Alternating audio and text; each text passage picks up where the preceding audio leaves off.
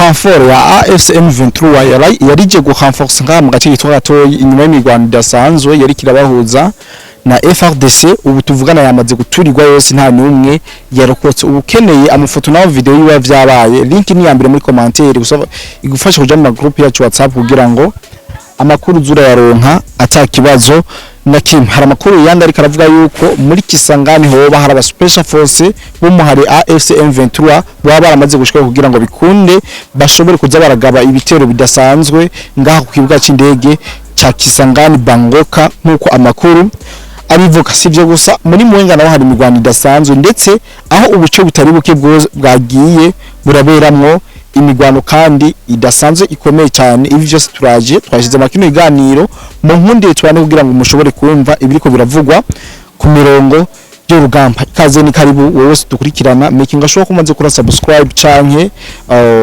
like yose irabikenewe kugira ngo ibiganiro bigire kure, kugira ngo ibiganiro byacu bizorashika ko atakibazo na kimwe. Jewe ni Tokodi the Black, iyi ni BM4 News. Natangwa ndababwira ati hari amakuru dufise yizewe ko hariho colonne ya AFC M23 bari bagiye go renforcer mu gace kitwa Katoyi, ni muri territoire ya Masisi, yahuye n'ibibazo aho baguye mu gatego n'uvuga ko dasanzwe kawazanye na FRDC, maze barabica bose habura nuza kubara inkuru nkuko amakuru twagiye turayaronka. Ibi byabaye mu gatondo kuko ugenekerezo rya gatandatu ukwezi kwa gatatu niho vyabaye, aho umuhari AFC M23 warugiye kuhanforsa mu bice byari ko biraberamwo imigwano ngaha muri Katoyi. Twabwira yuko Katoyi aragace kari karasubiye mu ntoki za FRDC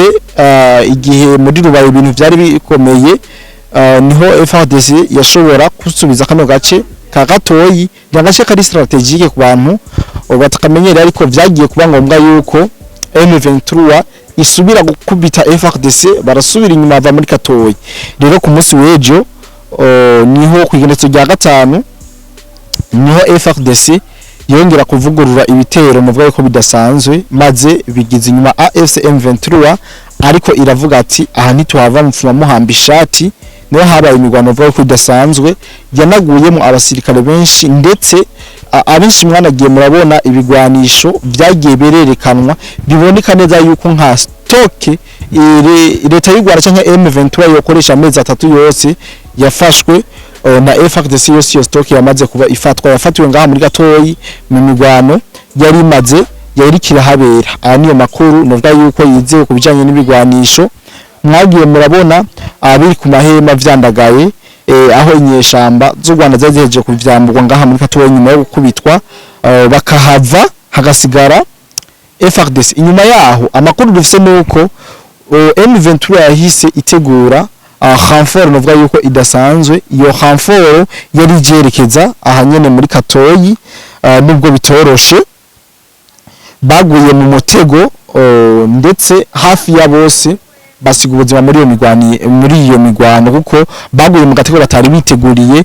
Ho bavuga yuko zari kamyo zigera kuri 3 za M23 zose bashobora kuba baguye muri ivyo bitero kuko babakije amaroketi akomeye cyane, amamashini gani bari bamaze kwestara neza ku misozi kugira ngo bikunde bashobore kurasa mu buryo bukomeye cyane kubabaza uno mutwe w'izinyesha baje gucugwana zari zije kuhafokusa ngaha birangira baba baturiye bose. Barabamara nababwiye bakeneye amafoto n'amavideo byabereye ku mirongo y'urugamba. Turafise ama group yacu WhatsApp cyangwa mukadutaginga kuri none kumubona kuri screen kugira ngo ibintu bikomeze kugenda bimera neza cyane. Ayandi makuru dufise nuko M23 kuri no munsi gihe cy'isaha 11 z'agatondo yagavye ibitero mu mavirage atandukanye yo muri Mwenga. Nababwira yuko mu gace kitwa buce bwa kuri butatu nibwo M23 yagavye mu bitero ngaha muri Mwenga, ndetse n'ibitero mvuga yuko amakuru dufise ngo bitangazwa n'amasosiyete civile akorera mu ivyo bice, abene gihugu batari bake bahasize ubuzima, harimo n'abana, aho mbere bivuga yuko n'abasirikare ba wazarendo bagera kuri 2 nabo bashobora kuba bahapfiriye, nubwo amakuru badahe batashiwe kuyafobora neza, mugabo bivuga yuko bajanwe kwa muganga.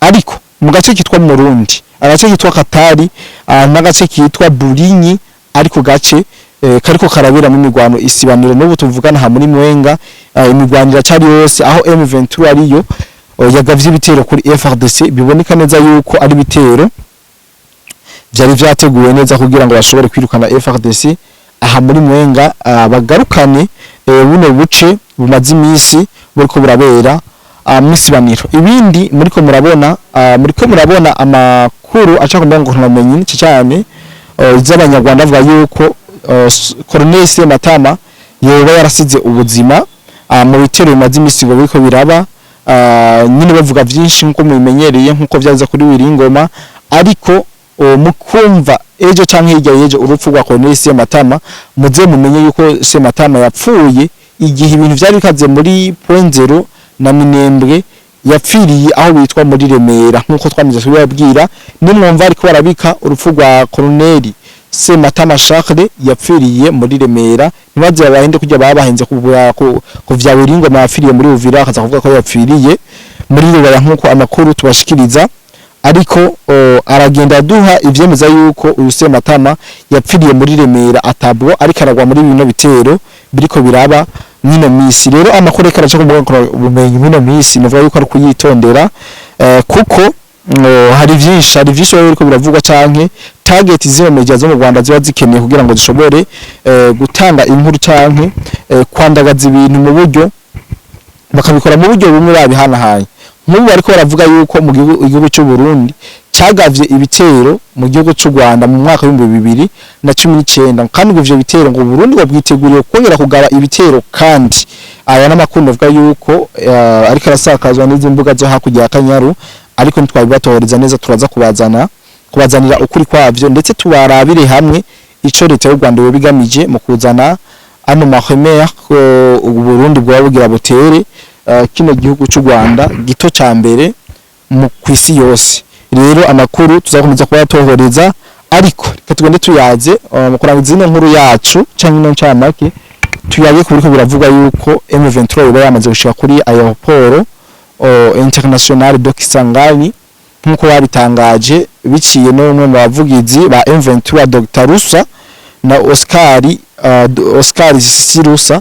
Yaravuze yuko hoba haraba special force ba M23 bamaze kurungikwa muri Kisangani kugira ngo baze baragaba ibitero bongera bisubirira mu bice basanzwe barimo cyangwa basanzwe barigarurira. Ariko ana makuru novuga yuko ari makuru y'ibihuha kuzimanganya yuko RDF ariyo iriko iragaba ibitero aha muri Kisangani ibiciye ku ngabo z'u Rwanda ziri muri Central Afrique. Ibi bintu nivyo bigomba kuzimanganwa, nta mu M23 karaja muri Kisangani yongera vayo nkuko Dr Oscar yabitangaje uno mu buvugizi ari mu bavugizi b'inyeshamba z'igihugu cy'u Rwanda. Sukuri ahubwo kimwe no kugira ngo basimanganye ibimenyetso bimwe ndetse no kurema ubwoba mu bantu bumve yuko muri Kisangani M23 ihashika ukishatse, ariko suko bimeze. Dukomeze kurikirana amakuru ariko tunaraba ivyinshi mukuri, turaba vyinshi ariko twemera biki, kuko tuko turabona yuko hariho ibintu byo kubesha canke amarementanya ariko arazanwa n'iyi leta y'u Rwanda. Rero ukuri kose ndibaza nukuba yakoze subscribe kugira ngo ubandanye uronka ibiganiro nk'ibi ndetse biri kugentwerangiza turababwiye kujanye n'amahemera ariko aravugwa yuko abagabo n'abagore baba ariko baribwa ibitsina vyabo canke bimwe mu babiri mu myanya y'ibanga biriko biribwa nkuko twabikoreye mu kiganiro.